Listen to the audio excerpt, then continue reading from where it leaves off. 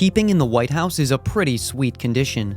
You've got wonderful recipes prepared for you by the kitchen team, you're granted a redecorating budget of $100,000, and you've got a squad of hundreds of people able to fulfill all your needs. There are still several caveats of staying in the White House. You're not permitted to open windows, you can't change any rooms to go where you'd like without authorizations, or even own an iPhone without extreme security settings that equate it to a kid's phone. It can be a pretty jarring feeling to leave the White House when presidents and their families return to their everyday lives. They earn 7 months of transfer support for 10 years of Secret Service security. Hello viewers, welcome to Exponential Luxuries, a place of exploring luxurious and financial horizons. Today, we're looking at private homes for former presidents of the United States.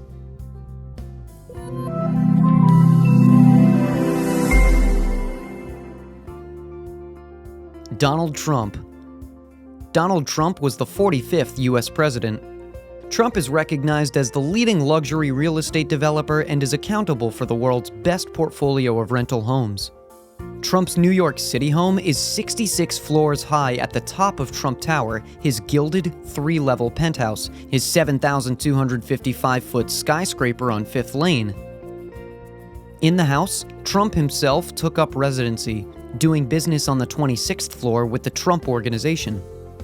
The tower was once remembered as a glamorous symbol of the skyline of the Capitol, costing Trump $300 million in condo purchases and hosting celebrities. Yet it has been more closely connected to criminal probes into Trump's campaign and fiery demonstrations in recent years. When President Trump bought it, Mar-a-Lago was an iconic building. In 1985, Donald Trump bought Mar-a-Lago for about $10 million. He bragged that people called his Manhattan Eyrie the best apartment ever built and stressed its enormous scale, Trump Penthouse. 33,000 square feet and with a minimum valuation of $200 million, he enlarged his business a decade later.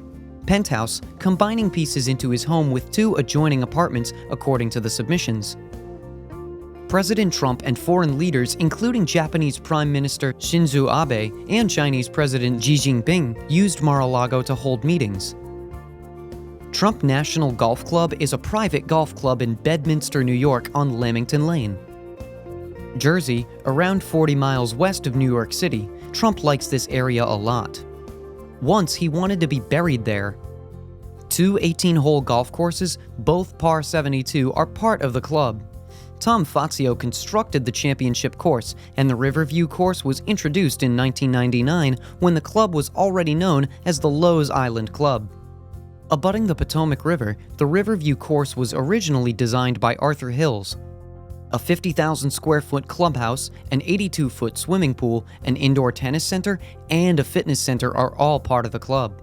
Furthermore, Trump owns 2 properties in Sterling, Virgil, which is worth $1.5 million. The childhood home of Trump in Queens. It's a 2,500 square foot house designed in 1940 by the father of the president. Barack Obama. From 2009 to 2017, Obama was president. And after his presidency, he was very vocal about his life plans. Although many expected him to return to Chicago, Obama decided instead to stay in Washington, D.C. to allow Sasha, his youngest daughter, to complete her education. In the upscale Kalorama neighborhood, Michelle and Barack decided to lease a home. The 8,200 square foot mansion has 8.5 bathrooms with 9 bedrooms worth $6.2 million.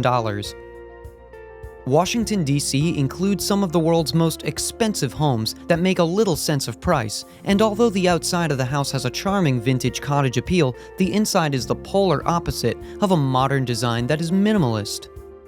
The kitchen has white, gray, and black accents found throughout the rest of the house. There are state-of-the-art appliances and no more employees serving meals in the White House kitchen. There's also an area reserved for storing books or drinks in the kitchen. The window panels tie the outside of the house to the interior with their vintage design. There are several sitting areas. At the same time, the sleek lines and minimalist colors that are found inside the home are also sports. The main living room is subtle and cozy with a large winter night fireplace, and yes, more gray and white. The dining room features a weathered wood ceiling that contrasts with the original white walls and dark wood floor. Of all the busy black and white wallpaper with a black, white, and gray tile floor, the bathroom has perhaps the most ambitious choice.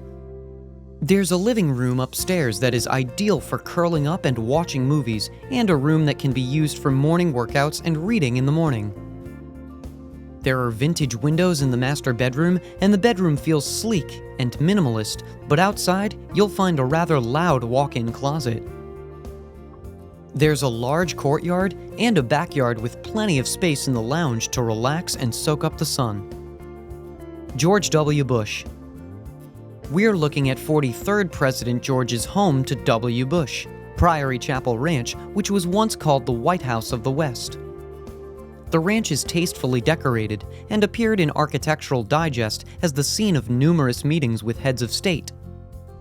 George W. Bush purchased a Priory Chapel Ranch located in McLennan County, Texas in 1999.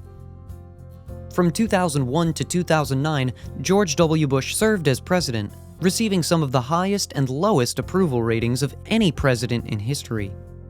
Bush was subtle about his country's roots, so it made sense that he returned to his home when he left office.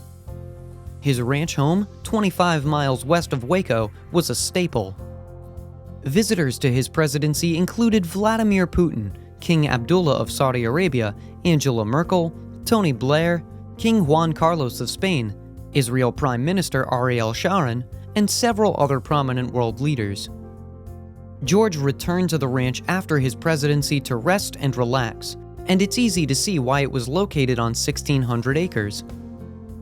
The ranch has a 40-mile network of trails for biking and horse riding. The land has a 3-mile frontage along a river and a 22-acre man-made pond filled with trout and over 17 feet wide by President Bush. There's also a wide grove on the property, as well as the 4-bedroom, 4,000-square-foot house on the property was built to provide convenient access and views outside with floor-to-ceiling windows and doors that lead outside in almost every room. The pond is a perfect spot to go out on the Skippy and Wetter line. Bill Clinton. From 1993 through 2001, Bill Clinton was president. He lived for almost 18 years in government-provided housing, with a little bit of trouble between those years. He stepped out of the Oval Office at that time. It was quite dramatic for him to signify the transition back to normal life. Fortunately, he had some pretty nice digs to look forward to in Chapel, New York at 15 Old House Lane. Clinton spotted a home of 5,232 square feet for $1.7 million, although it's estimated today to be worth a lot more. Sitting on 1.1 acres, the 11-room colonial is surrounded by a large white fence with a small gatehouse. There's a lush front yard that covers the home of the classic New England style. There's a detached red shed and garage in the backyard as well. They're very private with the Clintons about their home, so it had quite a bit of 90s flair the last time the public saw it. There's a nice dining room in the home and a cozy studio with a big library. The house is decorated with items from his presidency and his travels around the globe, including items from Africa and the Pacific Islands. Of course, when you have the cash from 2 political careers, one house isn't enough. In Washington, D.C., the Bill also purchased a house. In an area known as Embassy Row, on a tree-lined lot that is a little over 1/3 of an acre, the Georgian-style home is 5,500 square feet. Inside, you will find 7 bedrooms and 5 bathrooms with several living spaces to choose from, but the most amazing part of the home may be the outside. A large pool and sun lounge area surrounded by flowers and trees provide privacy and seclusion in the backyard. The Clintons added a solarium after buying the home to allow them to unwind and relax in the sun. The home features curved doors and bright colors that really contrast with their New York mansion. A formal dining room with bold walls and a family room with a large bookshelf and a space used for informal meetings are furnished. Did you find this video interesting? For more videos like this one, don't forget to hit like, subscribe, and tap that bell so you won't miss our next video. Until next time.